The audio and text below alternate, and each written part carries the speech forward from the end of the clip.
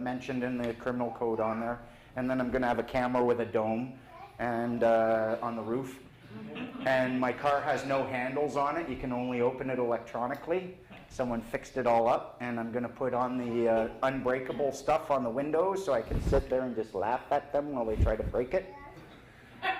And I'm going to film it all, and if they try interfering with me, I'm going to see that they're charged with obstructing a peace officer in the performance of their duties. It's going to be a cool movie. Wait till you see it. You've been to Batoche yet? I'm sorry? Have you been to Batoche? No. Saskatchewan. Riel met his end there. What's you that? Like it. Batoche. Where Riel. Oh, right. Yeah. Another famous lawyer. Yeah? Yeah. Okay.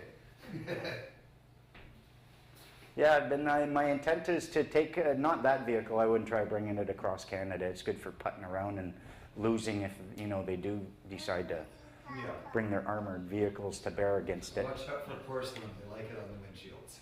Yeah, that's why I'm going to have a couple of layers of that stuff Plastic, in it. yeah. It helps. But on top of all that, I'm pretty sure if I do it properly and I establish that I do in fact have, that this right does exist. It's never been clearly removed. It's always been there. We've been ignorant of it, but now I know it and I'm using it.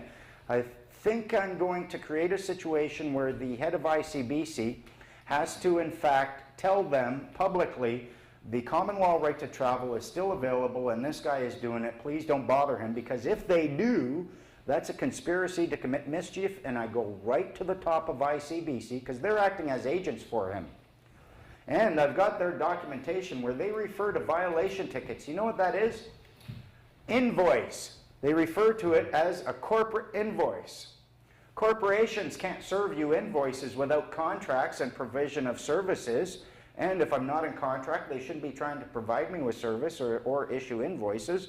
And if they do, it's fraud. I'm going to love this movie. The thing about common law is if you overturn it, you have to overturn the Magna Carta. Yeah. You know, it's just not and more importantly, you have to overturn the common sense that's in our hearts. And the fact is, this information, if people are at least open-minded enough to look at it, it does resonate true. Rob, is there any, like, as this knowledge becomes maybe a little bit more widely available with people who are interested in being free persons, will that create a sort of like an impetus by government that potentially might threaten common law? It's impossible. These people who have the authority of government have it under the common law.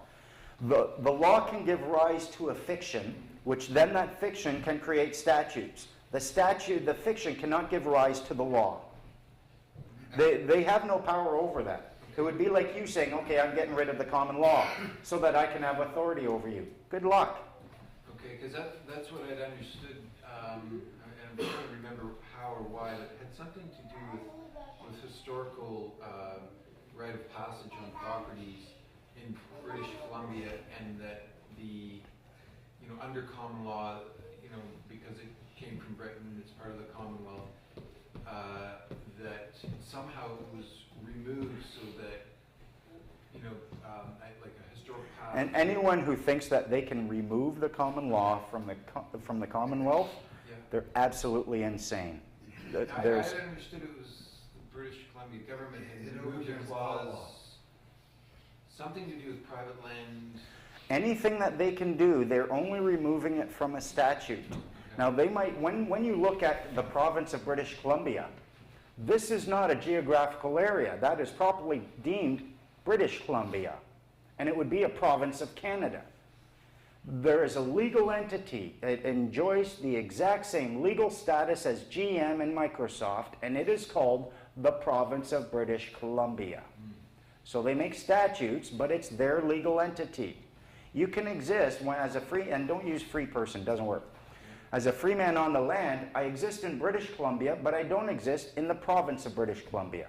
The statutes that they create are for the persons who exist in the province of British Columbia, and not necessarily for the people of British Columbia. How about the free women? What's that? How about free women? The term free man is not a gender-specific term. It's like saying free human or mankind. Men means human, woman means man with a womb in Old Anglo-Saxon. Yeah, I think it used to be wereman and woman. Woman means man with a But the womb. term free man is not gender specific. I know people who do prefer to use the term free woman on the land. I don't like it because that's when the divisions start. The moment we start dividing ourselves on, it never ends. You start with women, then it's native populations, non-native, it's, I'm Irish, you're Scottish. Before you know it, they've divided us so much that we will never see the unity that's necessary for us to beat these pirates. But I don't know if I was a woman, I wouldn't be using the term free woman either. Be saying, no, I'm a free woman. I bet you would. I bet that's going to be taken out of context.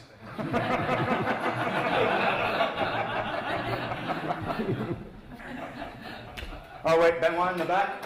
No one knows you're lesbian, it's okay. My question is, from the moment you serve your notice of understanding to the government to withdraw consent, how long is the process, and what would be, like, how many interactions do you have with the government before you establish?